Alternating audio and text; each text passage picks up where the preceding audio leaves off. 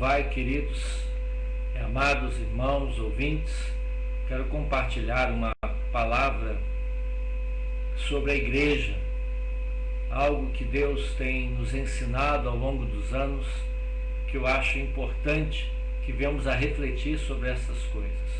Eu queria ler a palavra no capítulo 2 de Atos, a partir do versículo 27, para podermos dar prosseguimento a essa bela palavra do livro de Atos.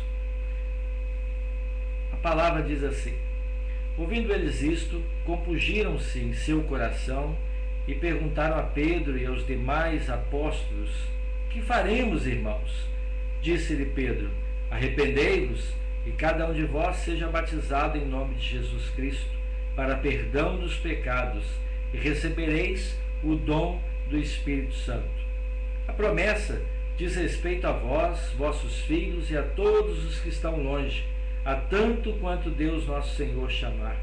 Com muitas outras palavras davam testemunho e os exortava, dizendo: salvai-vos desta geração perversa. Os que de bom grado receberam a sua palavra foram batizados, e naquele dia agregaram-se quase 3.000 almas, e perseveravam na doutrina dos apóstolos, na comunhão, no partir do pão e nas orações. Em cada alma havia tremor e temor, e muitas maravilhas e sinais eram feitas pelos apóstolos. Todos os que criam estavam juntos e tinham tudo em comum. Vendiam suas propriedades e bens e repartiam com todos, segundo a necessidade de cada um, perseverando unânimes todos os dias no templo, e partindo um pão em casa, comiam juntos com alegria e singeleza de coração, louvando a Deus e caindo na graça de todo o povo. E todos os dias acrescentava o Senhor à igreja aqueles que iam sendo salvos. Trata-se de um dos textos mais belos da palavra. Nós percebemos aí que a igreja começou a ser formada, a ser criada diante de um relato de Jesus ao ser ascendido aos céus, deixando a promessa que enviaria o Espírito Santo, e esse discurso se dá após a descida do Espírito Santo entre os discípulos de Jesus. Estavam ali reunidos 120 pessoas, juntamente com os apóstolos. Houve a eleição de Matias, substituindo Judas, e aí os irmãos conhecem o relato de todo o capítulo 1, capítulo 2 de Atos. Mas eu quero trabalhar aqui, nessa breve palavra, o que a igreja significa para nós. Não quero entrar em significado do grego, o que significa vindo do hebraico e etc. Mas eu quero trazer dentro dessa palavra algo muito profundo, porque estamos vivendo tempos difíceis, muitas situações complicadas, denominações surgindo para tudo quanto é lado, há nome para tudo quanto é lado, e há uma confusão, há uma diversificação de doutrinas, digamos assim, de interpretações bíblicas. Mas esta palavra de Atos traz sobre nós um peso tremendo da realidade da igreja.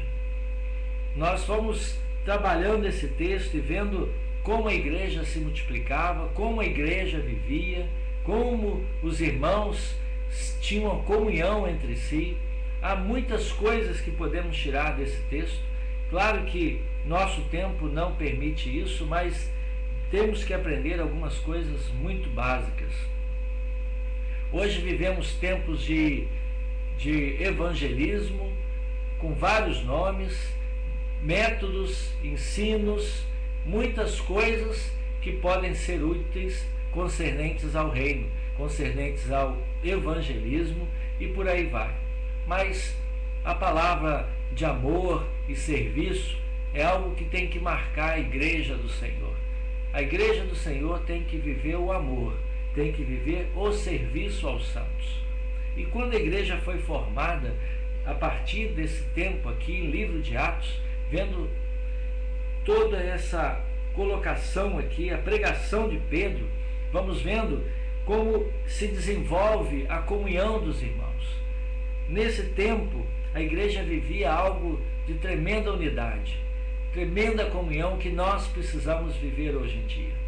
Temos visto grupos abençoados e outros grupos de interesse, mas falta uma essência tremenda no povo de Deus: amor, serviço, comunhão. A igreja vivia isso na sua totalidade. A igreja amava, a igreja servia e tinha comunhão. Hoje temos experimentado algumas situações de irmos a um local de reunião, templos ou prédios onde se formam e ali se congregam muitas pessoas. Ouvem a palavra, cantam músicas, se alegram diante de Deus, mas acaba aquele momento. Vão para casa, cada um vive a sua vida, cada um vive os seus conflitos sem ter a comunhão em Cristo. Nós precisamos mudar esse quadro, viver outra realidade, viver a realidade da igreja que foi pregada aqui em Atos. De tal forma, a intensidade da comunhão que não havia necessitado no meio do corpo de Cristo. Hoje, quando você experimenta ir a uma reunião, você glorifica o Senhor, recebe ali todo o poder, recebe a unção, muitas vezes é curado, recebe uma oração, Deus ouve, opera, você vai para casa feliz da vida. Passa a semana, o seu fervor, o fogo que você pegou começa a esfriar. E aí você precisa de novo estar presente na reunião para acender esse fogo. De fato, isso enfraquece os fiéis, enfraquece o corpo, porque precisamos ter uma vida de constante adoração ao Senhor. Mas para termos essa constante adoração, precisamos ter comunhão, precisamos estar juntos. E a palavra diz aqui que os irmãos viviam juntos, tinham comunhão nas casas, partiam pão, louvavam a Deus com alegria e singeleza de coração. Os irmãos estavam sempre juntos, estavam tendo comunhão o tempo todo, né? E quando você me pergunta como fazer essas coisas hoje, nós estamos vivendo tempos diferentes, épocas diferentes, séculos diferentes, mas, amados, a palavra é a mesma até hoje. Se você crê na Bíblia, você crê que ela é atual até hoje. E por que não conseguimos praticar essas coisas? Por que não conseguimos viver essa palavra? De fato, falta em nós humildade para podermos quebrar paradigmas, quebrar paredes e viver de fato essa igreja. Porque, amados, precisamos sair das quatro paredes, daquelas paredes onde só nos encontramos uma ou duas vezes por semana. Porque isso traz em nós uma comodidade, traz aos líderes também uma comodidade, que é muito fácil ir só pregar a palavra, é muito fácil estar ali, cantar um cântico e liberar os irmãos para as suas casas. E aí, outra semana, de novo a mesma rotina, mas a igreja tem que ter uma comunhão plena durante todo o tempo, todos os dias. A igreja tem que marcar a vida das pessoas. Algo tremendo que acontecia, que a igreja vivia tamanha comunhão, tamanha afinidade entre eles, porque, como diz a palavra, não havia necessitado algum, repartiam tudo o que tinham, vendiam suas propriedades, depositavam aos pés dos apóstolos, e os apóstolos repartiam com aqueles necessitados. Amados, até em relação ao dinheiro temos essa dificuldade. As igrejas estão recebendo dinheiro, colhendo ofertas, dízimos e escandalizando o nome do Senhor.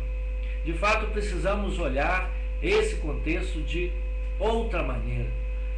Os apóstolos pegavam dinheiro e repartiam aos necessitados. A igreja que contribui, que coopera, precisa repartir entre os necessitados, porque não havia ninguém necessitado, não havia ninguém que passava fome, não havia ninguém com extremas necessidades, porque aquilo que a igreja recebia entrava para a própria igreja e gastava para a igreja.